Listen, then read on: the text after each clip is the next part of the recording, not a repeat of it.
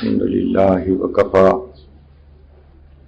وسلام على عباده الذين اصطفى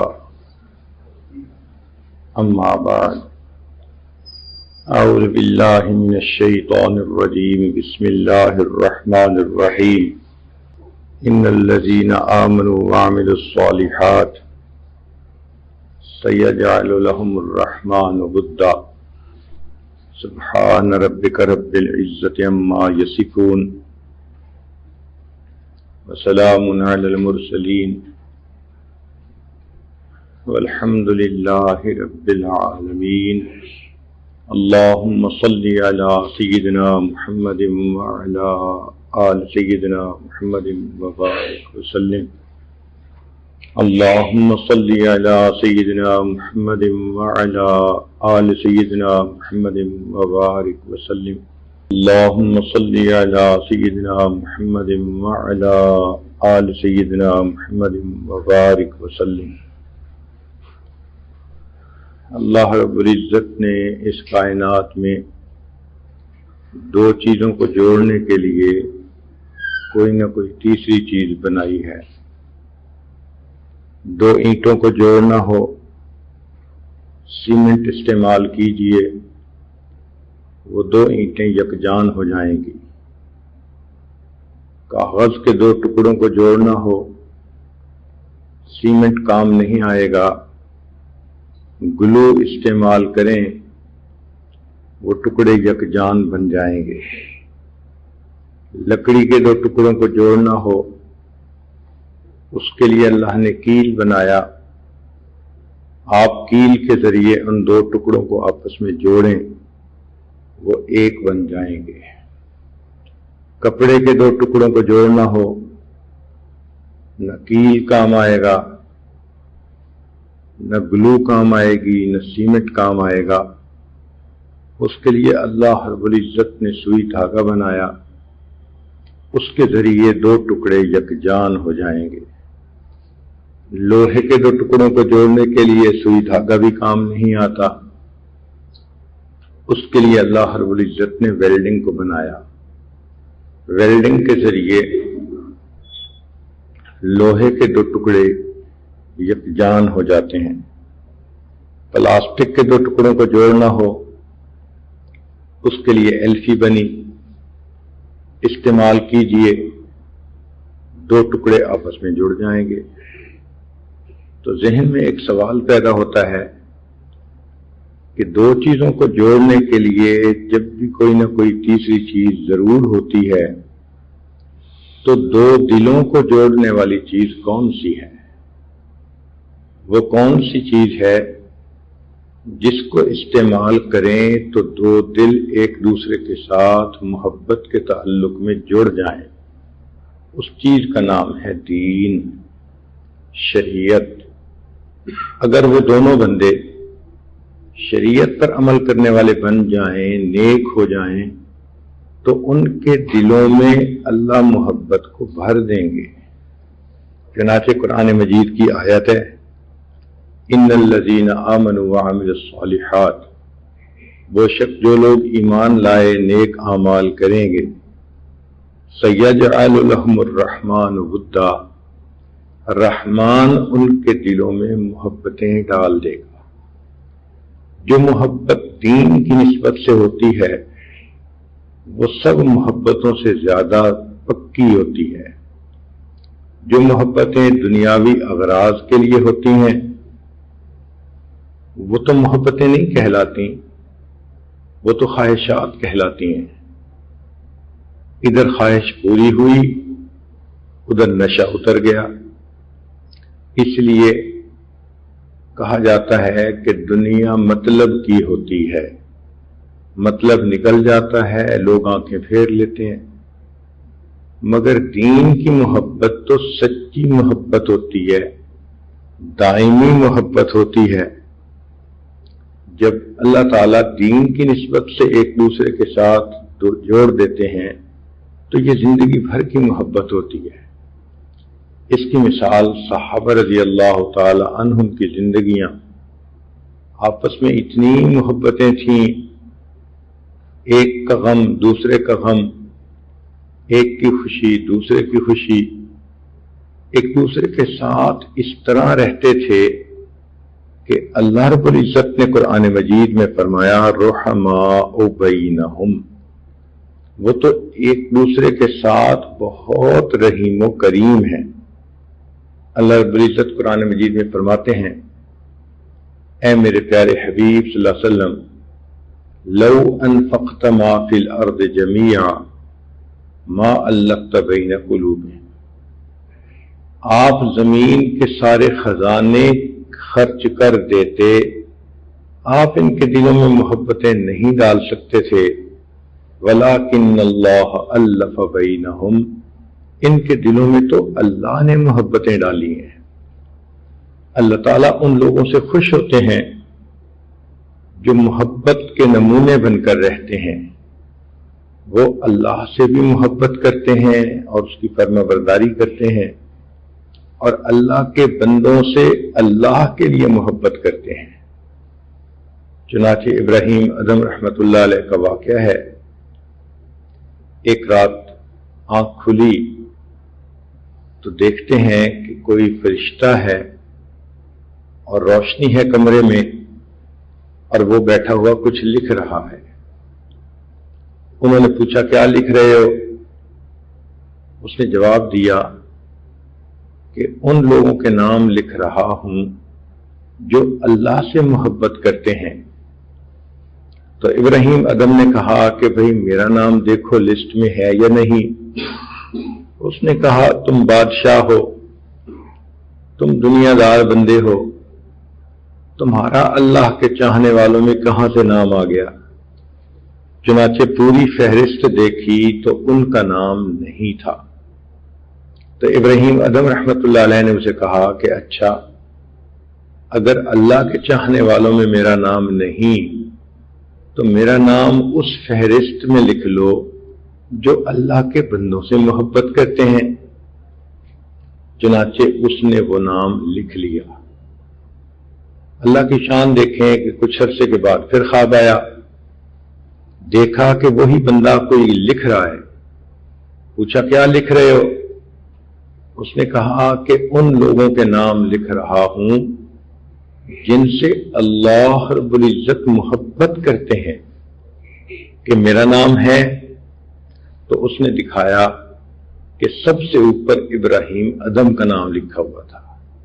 گو کہ جو بندہ اللہ کے بندوں سے دین کی نسبت سے محبت کرتا ہے، پھر اللہ تعالیٰ اس بندے سے محبت فرماتے ہیں۔ تو دین یہ چاہتا ہے کہ ہم نے مل جل کر زندگی گزارنی ہے، ہم اچھے اخلاق سے زندگی گزاریں، ہمارے اندر ایثار ہو، ہمدردی ہو، عفو درگزر ہو، ایک دوسرے کے لیے محبتیں ہوں۔ کئی مرتبہ جب دینداری نہیں ہوتی تو پھر طبیعتوں کے اندر نفرتیں، عداوتیں، دشمنیاں، غصے اور یہ چیزیں آ جاتی ہیں، اور یہ چیزیں اللہ رب العزت کو ناپسند ہیں۔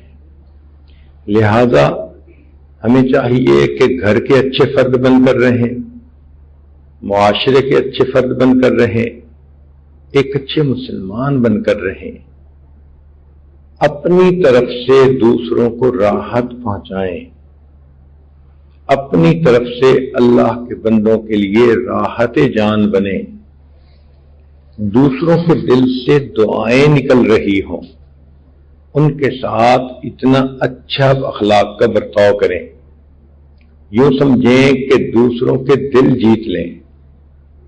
اس لیے کہ کسی مسلمان کے دل کو خوش کرنا اللہ تعالیٰ کو بہت پسند ہے۔ عبداللہ ابن مبارک رحمۃ اللہ علیہ کا واقعہ ہے کہ ایک شخص نے ان سے 700 دینار مانگے، انہوں نے 7000 دینے کا حکم دیا۔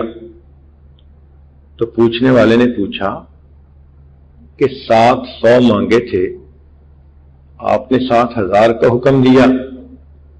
فرمایا اس لیے کہ میں چاہتا تھا کہ اس کو 7000 ملے اور اس کے دل کو خوشی ملے جس کی وہ توقع نہیں کرتا تھا۔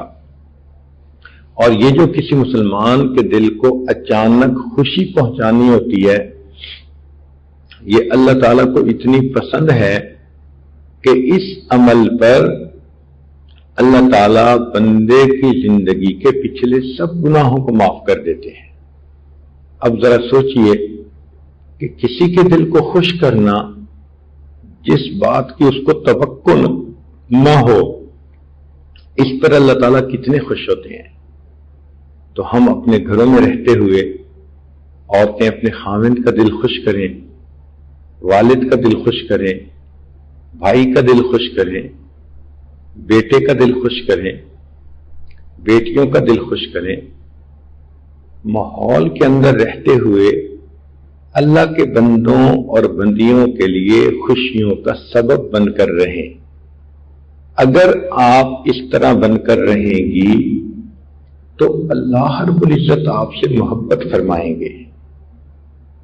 آپ خود گھر میں دیکھیں کہ آپ کے بچوں میں سے اگر کوئی بچہ سب کے ساتھ صلح و صفائی سے رہتا ہو، سب کے ساتھ محبت پیار کرتا ہو، تو وہ بچہ آپ کی آنکھ کا تارا ہوتا ہے کہ جی میرا تو یہ بچہ فرشتہ صفت ہے، میرا اتنا اچھا بچہ ہے، جھگڑا نہیں کرتا، فساد نہیں مچاتا، ادھم نہیں کرتا، دھمال نہیں ڈالتا، یہ تو بہت ہی پیارا بچہ ہے۔ بالکل اسی طرح جو انسان مرد ہو یا عورت ہو، گھر کے اندر، معاشرے کے اندر ایک اچھا انسان بن کر رہے، اخلاق اچھے ہوں، کردار اچھا ہو، نیت اچھی ہو، تو اللہ تعالیٰ کو بھی اس بندے پہ پیار آتا ہے۔ یہ میرا کتنا پیارا بندہ ہے، کتنا اچھا بندہ ہے، جو دوسرے بندوں کے لیے راحت جان بن گیا ہے۔ اب دل میں ایک سوال پیدا ہوتا ہے کہ ہم ایسے اچھے کیسے بنے؟ اس کے لیے علماء نے 6 چیزیں بتائی ہیں کہ اگر انسان ان 6 چیزوں سے بچے تو وہ اچھا انسان بن جاتا ہے۔ اور یہ 6 چیزیں وہ ہیں جو دلوں کے اندر نفرتیں پیدا ہونے کا سبب بنتے ہیں، جو ایک دوسرے کے دل دور ہونے کا سبب بنتی ہیں۔ تو وہ 6 چیزیں جو انسانوں کے دلوں میں فاصلے ڈال دیتی ہیں، ایک دوسرے سے دور کر دیتی ہیں، آج کی محفل مجلس میں ان 6 چیزوں کا تذکرہ کرنا ہے۔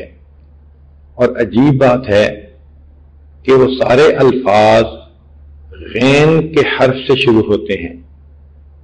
تو 6 غین آج آپ کو بتائے جائیں گے، آپ نے اسے یاد کرنا ہے اور ان سے اپنے آپ کو بچانا ہے، پھر دیکھنا آپ کے اخلاق کتنے اچھے بنتے ہیں۔ ان میں سے سب سے پہلی چیز غفلت، غین سے غفلت۔ یہ غفلت اللہ تعالیٰ کو پسند نہیں، اس لیے فرمایا وَلَا تَكُن مِّنَ الْغَافِلِينَ، آپ غافلین میں سے نہ ہوں۔ غافل کہتے ہیں بھول جانا یا کسی کو اگنور کر دینا۔ آج دیکھو یہی غفلت دوسرے کے ساتھ رنجش کا سبب بنتی ہے۔ لوگ کہتے ہیں کہ جی فلاں بندہ تو ہمیں اگنور کرتا ہے۔ بیوی کو میاں سے یہی شکوہ ہوتا ہے کہ جی سارے جہان کی ان کو پرواہ ہے، ہماری تو پرواہ ہی نہیں۔ باہر دوستوں میں یہ بڑے خوش رہتے ہیں، ہم تو رات تک انتظار میں بیٹھتے ہیں تو کوئی ٹائم ہی نہیں ہوتا ہمارے پاس بات کرنے کے لیے۔ بیوی ایک کام کہے اور خاوند بھول جائے تو یقیناً وہ آپس میں تلخ کلامی کا ذریعہ بن جاتا ہے۔ آپ بیوی کو کام کہیں کہ کل مجھے صبح دفتر جانا ہے، کپڑے تیار رکھنا، اور وہ غفلت کرے تو آپ کو غصہ آئے گا۔ تو معلوم ہوا کہ یہ غفلت غصے کا سبب بن جاتی ہے۔ اس کو لاپرواہی کہتے ہیں، اور یہ لاپرواہی نہیں ہونی چاہیے، بچے پڑھنے والے اگر پڑھنے میں غفلت کریں تو ماں باپ پریشان، اگر بھائی بھائی کی پرواہ نہ کرے تو ماں باپ پریشان، اگر مزدور فیکٹری کے اندر اچھے کام کو نہ کرے یا کام میں غفلت برتے تو مالک پریشان۔ تو معلوم ہوا کہ آپ دیکھیں کہ نفرتیں بنیادی طور پہ غفلت ہی کی وجہ سے پیدا ہوتی ہیں۔ جس طرح غفلت کی وجہ سے لوگوں کے دلوں میں ایک دوسرے سے خلاف نفرت آ جاتی ہے، اللہ تعالیٰ کو بھی غفلت پسند نہیں، اس لیے فرمایا وَلَا تُطِعْ مَنْ أَغْفَلْنَا قَلْبَهُ عَنْ ذِكْرِنَا، اس کی بات نہ مانو جس کے دل کو ہم نے اپنی یاد سے غافل کر دیا۔ تو غافل بندہ اللہ کو بھی ناپسند، تو کوشش کریں کہ ہر وقت دل میں اللہ کی یاد رہے، دست بکار دل بیار، ہاتھ کام کاج میں مشغول اور دل اللہ تعالیٰ کی یاد میں مشغول۔ گو میں رہا رہی نے ستم ہائے روزگار، لیکن تیرے خیال سے غافل نہیں رہا۔ اللہ تعالیٰ چاہتے ہیں میرے بندے تم جتنا بھی دنیا کے کام میں رہو مگر تمہارے دل میں تو میری یاد ہو۔ یہی تو فرق ہے، ایک ہے مخلوق کی نفسانی شیطانی شہوانی محبت، اس میں انسان یہ چاہتا ہے کہ محبوب کا دل جہاں مرضی ہو اس کا جسم میرے پاس ہو، چونکہ نفسانی محبتوں میں جسم کی ضرورت ہوتی ہے۔ تو محب چاہتا ہے کہ جسم میرے پاس ہو، دل اس کا جہاں مرضی ہو، مگر اللہ رب العزت کی محبت کا معاملہ عجیب ہے۔ اللہ تعالیٰ چاہتے ہیں میرے بندے تیرا دل میرے پاس ہونا چاہیے، مجھے اس کی پرواہ نہیں تیرا جسم جہاں بھی ہو۔ تو ہم گھر میں ہیں، مسجد میں ہیں، نماز میں ہیں یا گھر والوں کے ساتھ بیٹھے ہیں، جس حال میں بھی ہیں، اگر دل اللہ تعالیٰ کی طرف متوجہ ہے تو اللہ تعالیٰ ہم سے خوش ہیں، اللہ تعالیٰ ہم سے راضی ہیں۔ کتنے لوگ ایسے گزرے بازار کے ماحول میں بیٹھتے تھے، ایک لمحہ بھی اللہ سے غافل نہیں ہوتے تھے۔ شیخ شہابالدین سہروردی رحمۃ اللہ علیہ نے لکھا ہے کہ میں ایک مرتبہ بازار سے گزر رہا تھا، میں نے ایک نوجوان بچے کو دیکھا، اس کے گرد گاہکوں کا ہجوم تھا۔ میں نے اس کے دل کی طرف دیکھا تو اس کا دل ایک لمحہ بھی اللہ سے غافل نہیں ہو رہا تھا۔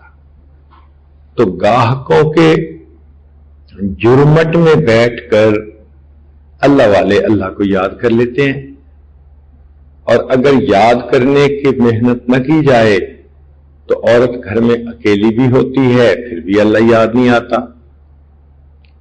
تو یہ غفلت ہمارے لیے نقصان کا سبب بنتی ہے، دین کا نقصان ہو یا دنیا کا نقصان ہو۔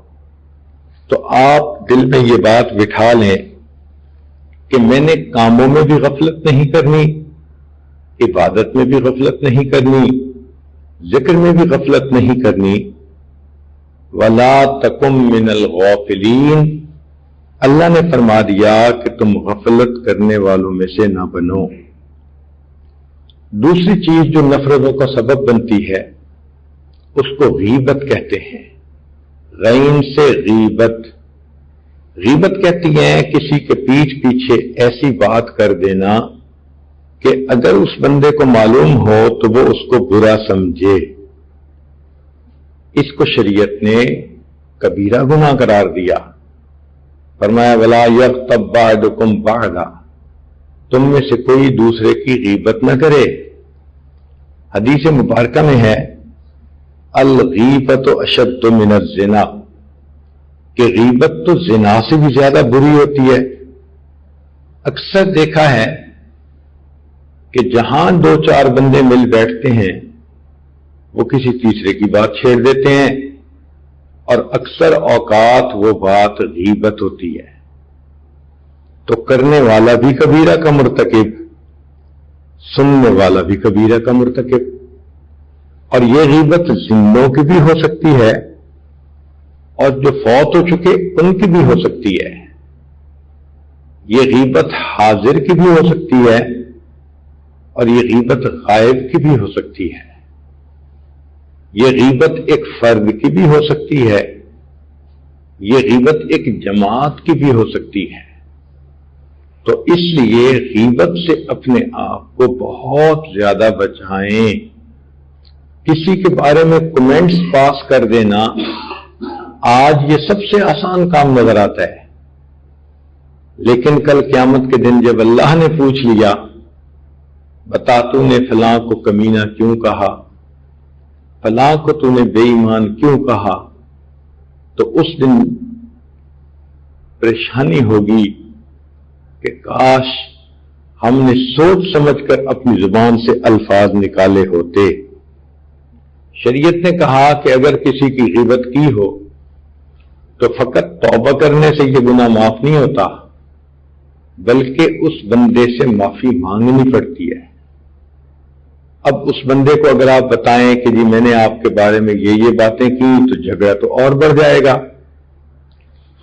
تو شریعت نے اس کا حل بتایا کہ اگر آپ نے کسی کی غیبت کی ہے تو بس اس سے یوں کہیں کہ جی آپ کے تو میرے اوپر بہت حقوق ہیں اور میں تو ادا نہیں کر سکی، آپ مجھے اللہ کے لیے معاف کر دیں۔ اس بات کو سن کر اگر اس نے کہہ دیا ہاں تو بھی ٹھیک، اور اگر وہ مسکرا پڑی تو بھی اس کی طرف سے اجازت مل گئی۔ دنیا میں معافی مانگنا آسان، قیامت کے دن اس کا حساب دینا مشکل کام، جو کہ حدیث مبارکہ میں ہے کہ جس بندے نے کسی کی غیبت کی ہوگی تو قیامت کے دن اس بندے کو اجازت دی جائے گی کہ تم اس غیبت کرنے والے کے نام اعمال میں سے جتنی نیکیاں لے سکتے ہو لے لو۔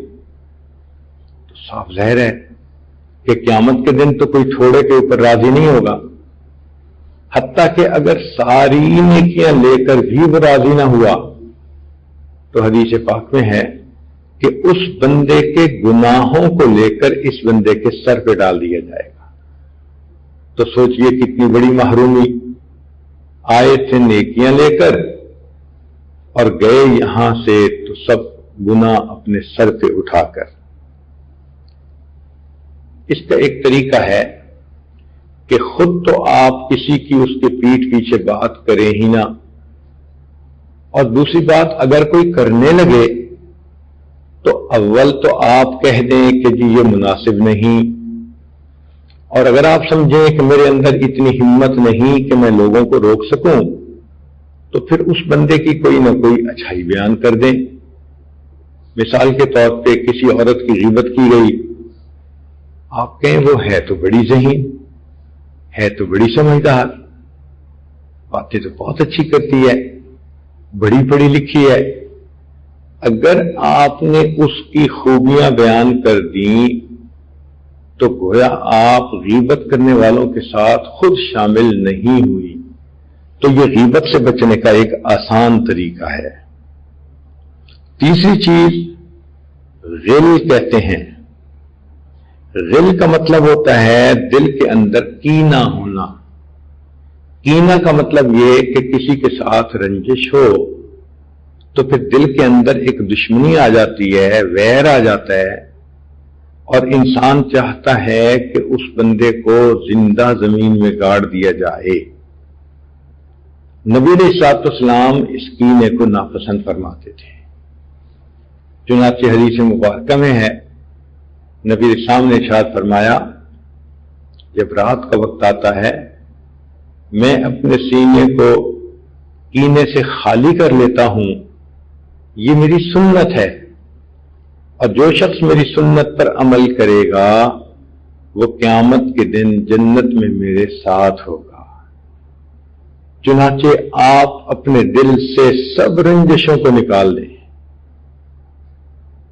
علماء نے لکھا ہے کہ شب قدر میں اللہ تعالیٰ بڑے بڑے گناہ گاروں کی مغفرت کر دیتے ہیں، لیکن جس بندے کے دل میں کسی کے بارے میں کینہ ہو، اللہ تعالیٰ شب قدر میں بھی اس کی مغفرت نہیں فرماتے۔ اب اگر شب قدر میں بھی مغفرت نہ ہوئی تو پھر کب ہوگی؟ تو ہم دل سے ایمان والوں کے بارے میں کوئی نفرت ہے، کوئی بات ہے، کوئی بوجھ ہے، سب ختم کر دیں، اور کریں بھی کس کے لیے؟ اللہ کی رضا کے لیے۔ اس لیے کہ یقیناً انسان کو چین سے بیٹھنے نہیں دیتا۔ چنانچہ اس کو سمجھانے کے لیے ایک کہانی کتابوں میں لکھی ہے کہ ایک بندہ تھا، وہ چلا گیا پہاڑ پر اور ایک غار میں رہ کر اس نے عبادت شروع کی۔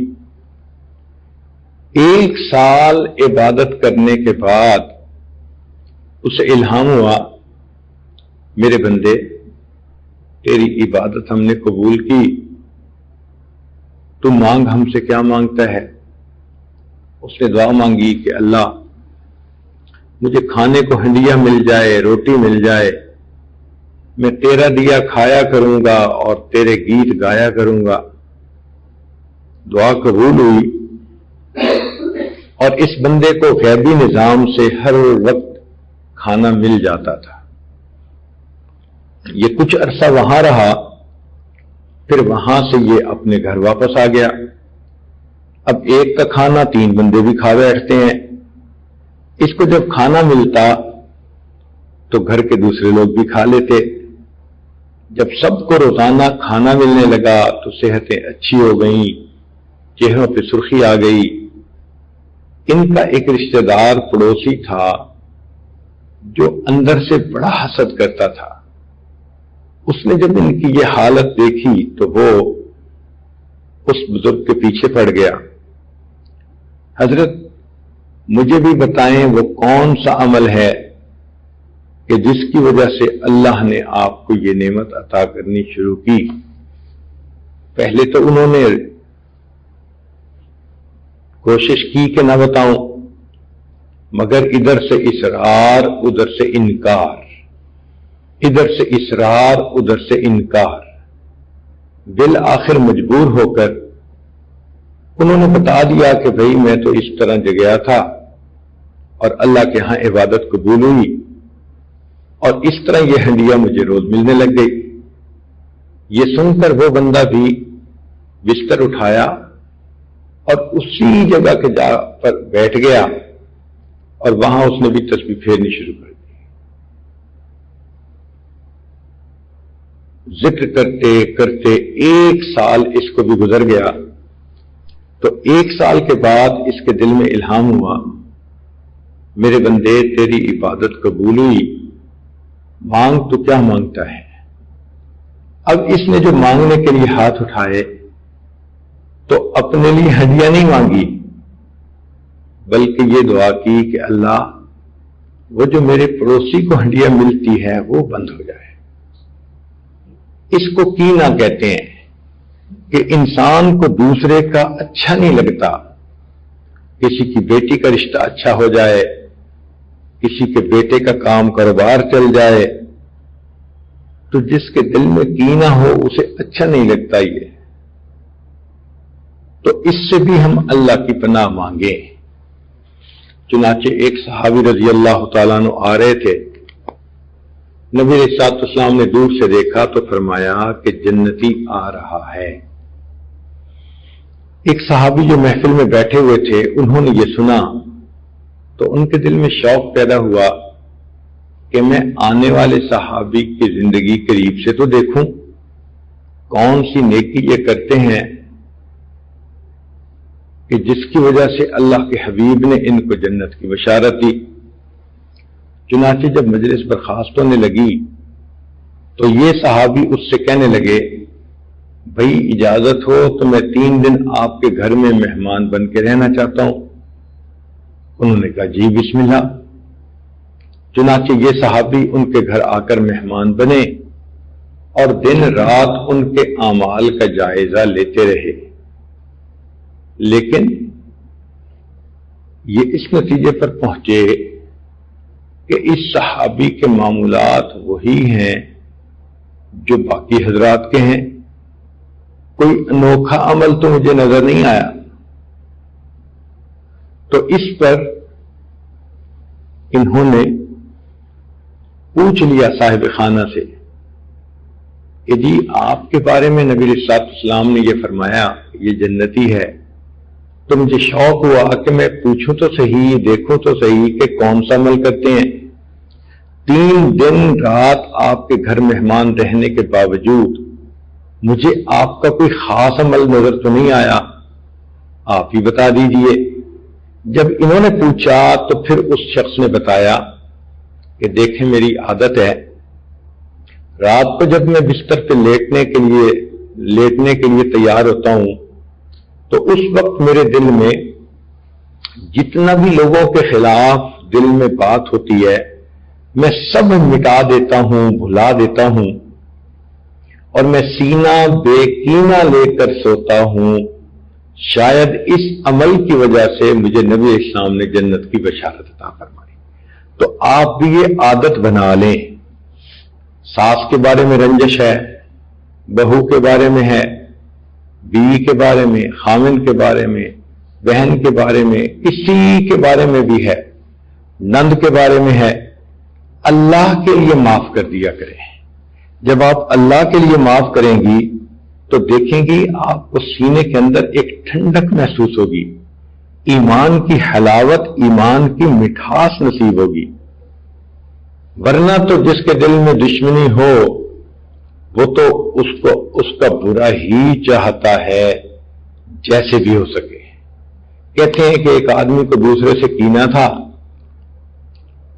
تو اس کو ایک بندہ ملا، اس نے کہا کہ جو میں تمہارے ساتھ کروں گا میں ڈبل اس کے ساتھ کروں گا، تم بتاؤ۔ تو یہ ایک شخص کہنے لگا کہ تم میری ایک آنکھ پھوڑ دو۔ اس نے کہا کیوں، تمہیں آنکھ پیاری نہیں ہے؟ کہتے پیاری تو بڑی ہے لیکن تم میری ایک آنکھ پھوڑو گے تو پھر دوسرے بندے کی تمہیں دونوں آنکھیں پھوڑنی پڑ جائیں گی۔ تو کینہ ایسا کہ انسان اپنا بھی نقصان کرنے کو تیار ہو جاتا ہے۔ تو اللہ کی پناہ مانگے اور غل سے بچیں۔ یہ غل عربی کا لفظ ہے، اردو میں اس کا ترجمہ کینہ ہے، اور اللہ سے دعا بھی مانگا کریں اللہ ہمیں سینہ بے کینہ عطا فرما۔ تو غفلت سے بچیں، غیبت سے بچیں، غل سے بچیں، اور چوتھی چیز غلب سے بچیں۔ غلب کا معنی یہ ہوتا ہے کہ کسی چیز کو ضرورت سے زیادہ اہمیت کا دے دینا۔ عام طور پر دیکھا ہے کہ آپس کی رشتہ داریوں میں غلب کا مظاہرہ ہو جاتا ہے۔ مثلا عورت ہے تو وہ اپنے نیکوں کے بارے میں ایک لفظ بھی برداشت نہیں کرے گی، پھر ہسبینڈ اپنے رشتہ داروں کے بارے میں کوئی بات برداشت نہیں کرے گا، ان کی صحیح غلطی کو بھی غلطی تسلیم نہیں کرے گا۔ تو یہ جو غلب ہے نا، یہ انسانوں کے درمیان نفرتیں پیدا ہونے کا سبب بنتا ہے۔ اس غلب سے بچنے کی ضرورت ہے تاکہ دلوں میں ایک دوسرے سے جدائی نہ آئے۔ پانچویں چیز جو دلوں کو ایک دوسرے سے دور کر دیتی ہے اس کا نام ہے غرور۔ غرور کا مطلب تکبر یا عجب سمجھ لیجئے۔ اگر بندے کو اپنے حسن پہ غرور ہو، مال و دولت پہ غرور ہو، تعلیم پہ غرور ہو، تو وہ بندہ اپنے اعمال اسی دنیا میں ضائع کر بیٹھتا ہے، جو کہ حدیث پاک میں ہے لا يدخل الجنہ، جنت میں داخل نہیں ہو سکتا من کان فی قلبہ مثقال ذرۃ من کبر، کہ جس بندے کے دل میں ذرہ کے برابر بھی تکبر ہوگا۔ تو اپنے کو دوسروں سے اونچا سمجھنا، بڑا سمجھنا، یہ اللہ تعالیٰ کو پسند نہیں ہے۔ اس تکبر سے بھی بچیں۔ شیطان کو اللہ تعالیٰ نے جو اپنے دربار سے دھتکارا تو اس کی وجہ پتہ کیا تھی؟ اس کی وجہ تکبر تھی۔ فرعون کو اللہ رب العزت نے پانی میں ڈبویا، اس کی وجہ فرعون کے اندر تکبر تھا۔ جو بندہ اللہ کے لیے عاجزی اختیار کرتا ہے اللہ تعالیٰ اس کی شان کو بلند فرماتے ہیں۔ ارشاد فرمایا من تواضع للہ رفعہ اللہ، جو اللہ کے لیے تواضع اختیار کرتا ہے اللہ اس کو بڑا بنا دیتے ہیں۔ تو اس تکبر سے، میں سے بچنے کی ضرورت ہے۔ مال پہ غرور کرنا، حسن و جمال پہ غرور کرنا، یہ ڈھلتی چھاؤں پہ غرور کرنے کی مانند ہے۔ تو اس لیے انسان اپنے آپ کو تکبر سے بچائے۔ وَإِعْجَابُ الْمَرْءِ بِنَفْسِهِ، شریعت نے کہا کہ جس بندے کے اندر عجب ہو، یہ عجب اس کو جہنم میں لے جانے کا سبب بنے گا۔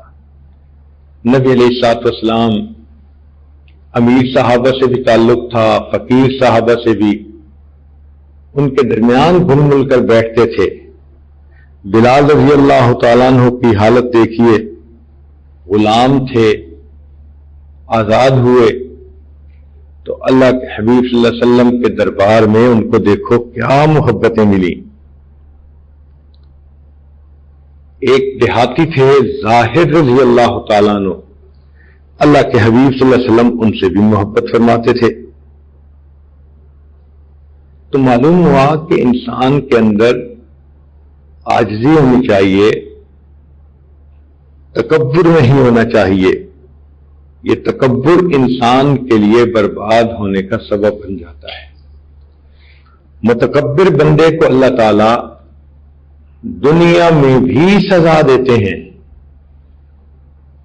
دو گناہ ایسے ہیں کہ جن کی آخرت میں تو سزا ملے گی، حدیث پاک میں آتا ہے دنیا میں مرنے سے پہلے بھی سزا ملتی ہے۔ ایک تکبر، جتنا تکبر کرے گا اتنا زیادہ اللہ تعالیٰ دنیا میں اس کو ذلیل کریں گے۔ کوئی نہ کوئی بات ایسی ہو جائے گی کہ اس کی سب کے درمیان ذلت ہوگی۔ اور دوسرا، جو بندہ اپنے ماں باپ کی نافرمانی کرتا ہے، حدیث پاک میں آتا ہے کہ اللہ تعالیٰ موت سے پہلے اسی دنیا میں اس نافرمانی کی اس کو سزا دیتے ہیں۔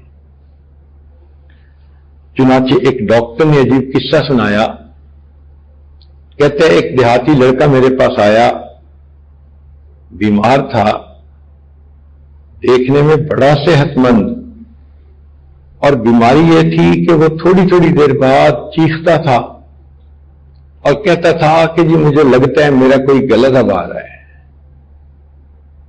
کوئی میرا گلا دبا رہا ہے۔ اب اس کی اس بے قراری تکلیف کو دیکھ کر مجھے اس سے ہمدردی ہوئی اور میں نے اس کا علاج معالجہ شروع کیا۔ دوسرے دن اس لڑکے کا والد آیا اور مجھے کہنے لگا کہ ڈاکٹر صاحب زیادہ پریشان نہ ہو، اس لڑکے کو اس کے اپنے کیے کی سزا مل رہی ہے۔ تو میں نے پوچھا کیا؟ کہنے لگا کہ اس لڑکے نے من پسند کی لڑکی سے شادی کی، ماں اس کو سمجھانے کے لیے کوئی لفظ بولتی تھی تو یہ اپنی امی کو کہتا تھا خبردار تو نے زبان کھولی میں تیرا گلا دبا دوں گا۔ یہ اپنی ماں کو یہ الفاظ کہتا تھا، اللہ نے اسی دنیا میں اس کی پکڑ کی، اس کو ایسی بیماری لگی کہ یہ چیختا ہے کہ کوئی میرا گلا دبا رہا ہے اور واقعی اس کا گلا گھٹ رہا ہوتا ہے۔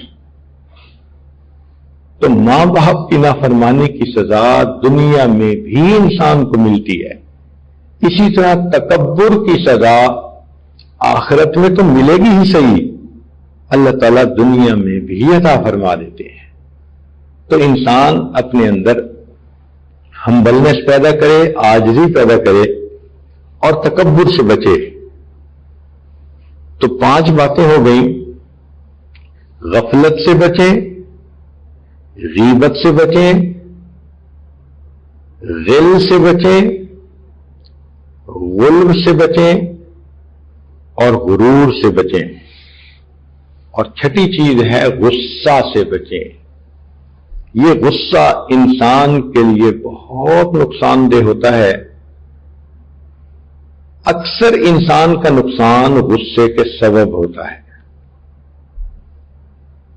غصے کی وجہ سے لوگ انسان سے نفرت کرنے لگ جاتے ہیں۔ چنانچہ اللہ تعالیٰ فرماتے ہیں کہ اے میرے حبیب صلی اللہ علیہ وسلم، آپ رحیم و کریم ہیں اور آپ کے صحابہ آپ پہ جان قربان کرنے کو تیار ہیں۔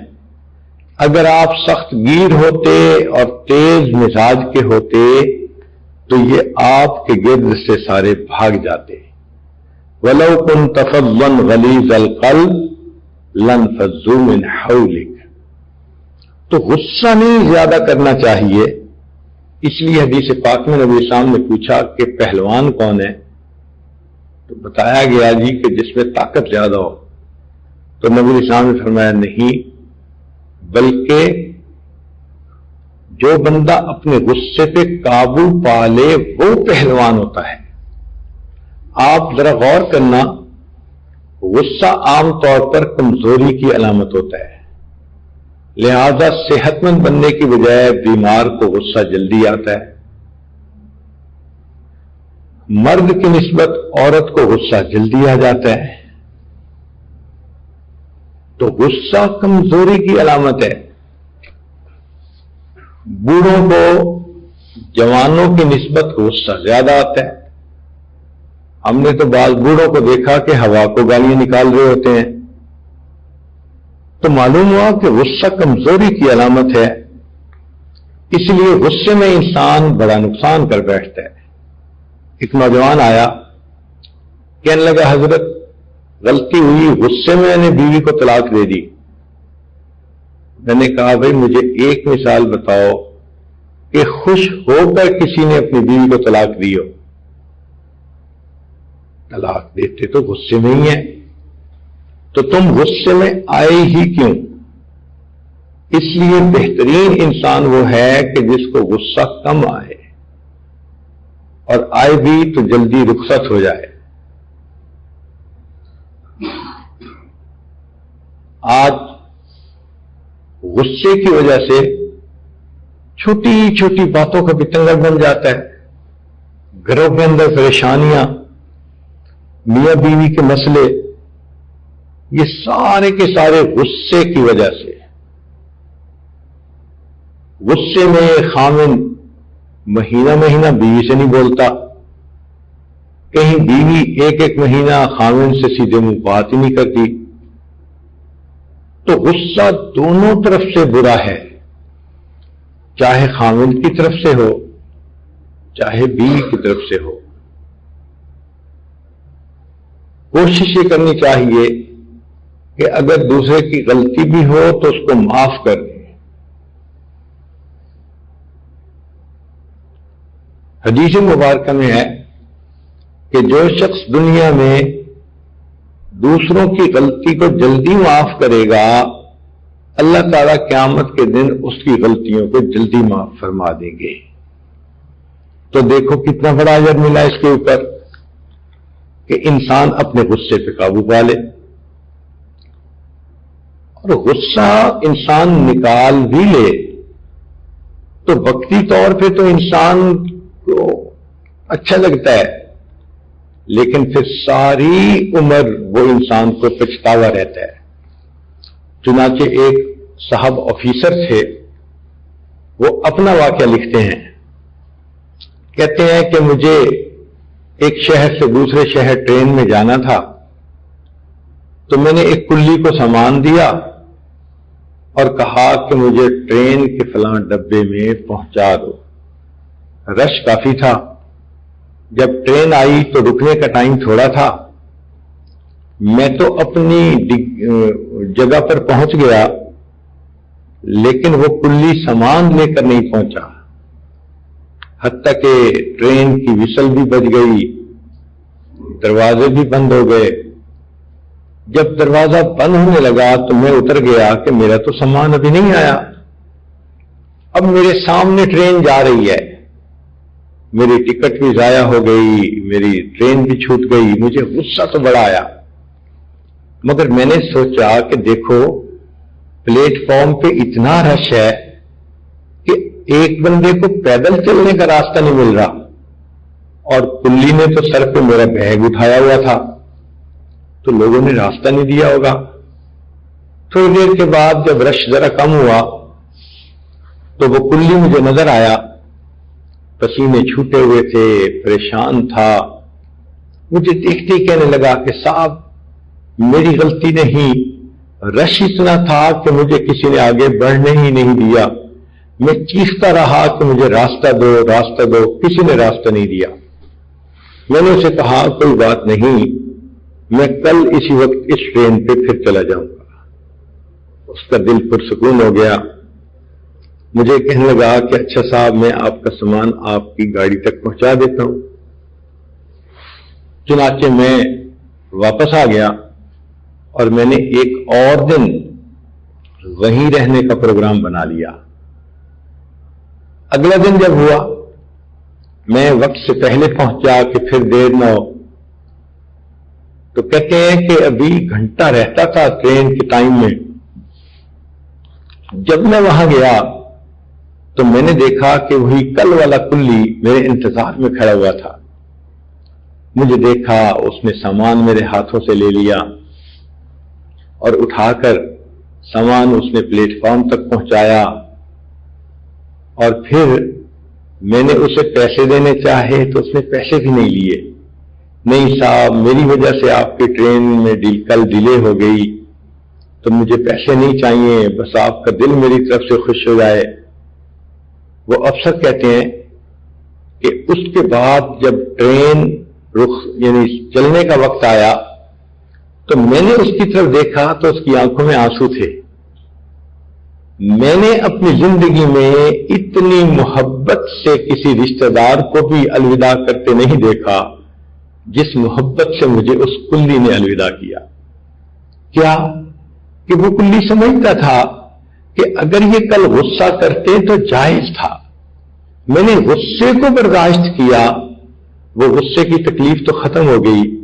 آج بھی جب اس کلی کا چہرہ سامنے آتا ہے اس کی آنکھوں کے آنسو دیکھ کر مجھے راحت ہوتی ہے کہ اس نے مجھے کتنی محبت سے رخصت کیا۔ گھروں کے اندر میاں بیوی کو چاہیے کہ غصے سے کام نہ لیا کریں۔ کئی دفعہ ماں بچوں پہ بے جا غصہ کرتی ہے، کئی دفعہ خاوند بیوی پہ بے جا غصہ کرتا ہے، کئی جگہ ساس صاحبہ غصہ کرتی ہیں۔ ہمارے اکابر نے کہا کہ جس کا غصہ کنٹرول نہ ہوتا ہو وہ اس بات کو سوچے کہ قیامت کے دن ایک پروردگار ہوگا جو جس پر چاہے گا خوشی کا اظہار کرے گا اور جس پر چاہے گا غصے کا اظہار کرے گا۔ اگر میں نے دنیا میں لوگوں پر غصہ کیا تو میں نے اس کو حساب دینا ہوگا، تو پروردگار میرے ساتھ ویسا ہی معاملہ کرے گا۔ چنانچہ حدیث پاک میں فرمایا کہ جو بندہ کسی بندے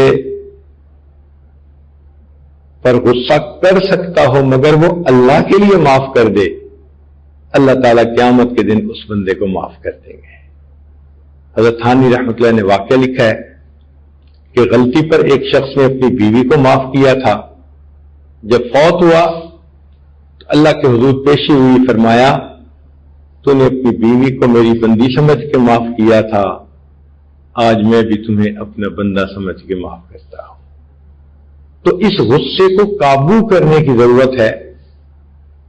کئی دفعہ یہ بھی دیکھا کہ کوئی بندہ غلطی کر بیٹھا، اب وہ معافی مانگ رہا ہے تو لوگ معافی نہیں کرتے۔ سنیے حدیث مبارکہ اور دل کے کانوں سے سنیے۔ نبی اسلام نے فرمایا اگر کسی مسلمان سے غلطی ہو جائے اور وہ معافی مانگنے کے لیے آئے اور یہ بندہ کہے کہ میں تجھے معاف نہیں کرتا، نبی اسلام نے فرمایا کہ یہ کہنے والا جو دوسرے مسلمان کو کہہ رہا ہے میں تمہیں معاف نہیں کرتا، اس کو چاہیے کہ قیامت کے دن حوض کوثر پر مجھے اپنی شکل مت دکھائے. یہ میرے امتی کو معاف نہیں کرتا، میں قیامت کے دن اس کی شکل بھی دیکھنا پسند نہیں کرتا. تو اگر کوئی معافی مانگے تو جلدی معاف کر دیا کریں، یہ سوچتے ہوئے کہ میں جلدی معاف کروں گی، اس کے بدلے اللہ مجھے جلدی معاف کر دیں گے. اللہ اکبر کبیرہ. اللہ تعالی ہمیں ایسے اچھے اخلاق عطا فرمائے. ہمارے بزرگوں کے درمیان اگر کبھی ایک دوسرے کے ساتھ رنجش بھی ہوتی تھی تو وہ دنیا کے لیے نہیں ہوتی تھی، وہ دین کے لیے ہوتی تھی، وہ اللہ کے لیے ہوتی تھی. جیسے مولانا یعقوب نانوتوی رحمۃ اللہ علیہ، ایک بچہ سبق بالکل نہیں یاد کرتا تھا، اسے 2 جوتیاں لگائیں، وہ کہنے لگا اللہ کے لیے معاف کر دے. تو حضرت نے فرمایا تمہیں اللہ ہی کے لیے تو مار رہا ہوں. یعنی ان کا غصہ کرنا بھی اللہ کے لیے ہوتا تھا، اپنے لیے نہیں ہوتا تھا. تو غصہ انسان قابو کرے تو یہ انسان اللہ کی نظر میں پہلوان ہے. آج ہم غصے کو معاف کر دیں گے، کل قیامت کے دن ہمیں معاف فرما دیا جائے گا. ایک واقعہ سن لیجئے کہ ہمارے بزرگوں کے اختلاف کی نوعیت کیسے ہوتی تھی. ایک بزرگ تھے خواجہ نظام الدین اولیاء رحمت اللہ علیہ. ان کے پاس سالکین ہوتے تھے جو ذکر اذکار کرنے والے اور حال احوال والے ہوتے تھے. تو ان کے ہاں ایک نعت کی محفل ہوتی تھی جس کو محفل سماع کہا جاتا تھا. جب شعر پڑھے جاتے تھے تو بعض لوگ گرتے تھے، اچھلتے تھے، اللہ اللہ اللہ کہتے تھے. عجیب کیفیت ہوتی تھی. اس زمانے میں ایک حکومت کے محاسب تھے جن کا نام تھا قاضی ضیاء الدین سنامی رحمت اللہ علیہ. ان کے ذمہ تھا کہ اگر وہ کہیں کوئی ایسی خلاف شرع کام دیکھیں تو اس کو بند کروا دیں. چنانچہ ان کی محفل لگی ہوتی تھی، قاضی ضیاء الدین آتے تھے اور محفل برخاست کروا دیتے تھے. خواجہ نظام الدین اولیاء رحمۃ اللہ علیہ تو خاموش رہتے تھے، لیکن مریدوں کو غصہ زیادہ آتا تھا. یہ کون ہے جو ہمارے شیخ کی محفل کو ختم کروا دیتا ہے؟ تو مرید لوگ بولتے رہتے تھے. اللہ کی شان دیکھیں کہ قاضی ضیاء الدین رحمۃ اللہ علیہ بیمار ہو گئے. جب پتہ چلا کہ آخری وقت ہے تو خواجہ نظام الدین اولیاء رحمۃ اللہ علیہ نے فرمایا کہ مسلمان کے مسلمان پہ 5 حق ہوتے ہیں، ان میں ایک عیادت کرنا، تو میں ان کی عیادت کے لیے جاؤں گا. کوئی ہم جیسا ہوتا تو کہتا دیکھا ہمارے حضرت کی مجلسوں کو برخاست کرواتا تھا، اللہ نے کیسا پکڑا. مگر ان لوگوں کے دلوں میں سچائی ہوتی تھی. خواجہ نظام الدین رحمت اللہ علیہ نے سوچا کہ میں ان کی عیادت کے لیے ان کے گھر جاتا ہوں. چنانچہ خواجہ صاحب آئے، دروازہ کھٹکھٹایا. قاضی ضیاء الدین سنامی رحمت اللہ علیہ پر آخری لمحات تھے. جب دروازہ کھٹکھٹایا گیا تو ان کا شاگرد بھاگا ہوا آیا. اس نے دیکھا کہ وہاں پر نظام الدین اولیاء کھڑے ہیں تو اس نے واپس جا کے بتایا کہ حضرت وہ تو نظام الدین صاحب آئے ہیں. تو حضرت نے فرمایا کہ دیکھو یہ میرا آخری وقت ہے، مجھے ان سے کچھ باتوں میں علمی اختلاف ہے، میں نہیں چاہتا وہ آئیں اور میری طبیعت پہ بوجھ پڑے، میں یکسوئی کے ساتھ اللہ کے حوالے ہونا چاہتا ہوں. چنانچہ شاگرد آیا اور اس نے آ کے معذرت کر دی کہ جی حضرت فرماتے ہیں کہ آپ کچھ عمل ایسے کرتے ہیں جو میرے نزدیک بدعت ہیں، لہذا میں اس موقع پہ آپ سے نہیں ملنا چاہتا. تو اس پر خواجہ نظام الدین اولیاء رحمۃ اللہ علیہ نے پیغام بھیجا کہ جا کر قاضی صاحب سے کہو کہ میں ان بدعتوں سے توبہ کرنے کی نیت سے آیا ہوں. جب شاگرد نے آ کر یہ بتایا تو قاضی ضیاء الدین رحمۃ اللہ علیہ لیٹے ہوئے تھے، اٹھ کے بیٹھ گئے اور اپنے سر سے عمامہ اتارا، شاگرد کو کہا کہ میرے بستر سے لے کے دروازے تک میری پگڑی کو پھیلا دو، اور خواجہ صاحب سے کہو جوتوں کے ساتھ اس کے اوپر چل کے میرے پاس آئیں، کہ مجھے ان سے اختلاف تھا تو شریعت کے مسئلے میں تھا۔ سبحان اللہ، یہ کیسی قدسی روحیں ہوتی تھیں کہ جن کا آپس کے اندر اگر اختلاف ہوتا تھا وہ بھی شریعت کے لیے، اگر محبت ہوتی تھی وہ بھی شریعت کے لیے۔ تو انسان کو ایسا ہی بننا چاہیے کہ لیٹے بیٹھے چلتے پھرتے ہر وقت دل میں اللہ کا دھیان ہو۔ اللہ تعالی ہمیں ان 6 بیماریوں سے بچنے کی توفیق عطا فرمائے، معاشرے کا اچھا فرد بن کر رہنے کی توفیق دے۔ وآخر دعوانا ان الحمد للہ رب العالمین۔